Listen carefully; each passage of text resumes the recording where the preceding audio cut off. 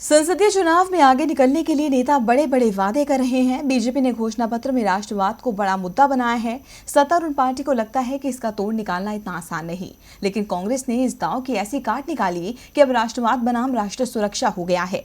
जी हां, बीजेपी को मात देने के लिए कांग्रेस ने सुरक्षित भारत के नाम से विजन डॉक्यूमेंट जारी किया है, जो बीजेपी की मुश्किलें बढ़ा सकता है।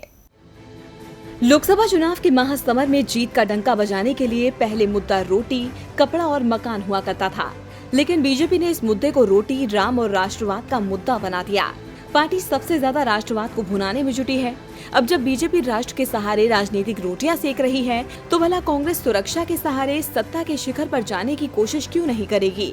कांग्रेस ने सुरक्षित भारत के नाम से विजन डॉक्यूमेंट जारी किया है। इस विजन को retired lieutenant general DS Hooda ने तैयार किया है, जिसमें बताया गया है कि केंद्र में कांग्रेस की सरकार बनने के बाद राष्ट्रीय सुरक्षा को और कैसे मजबूत किया जाएगा।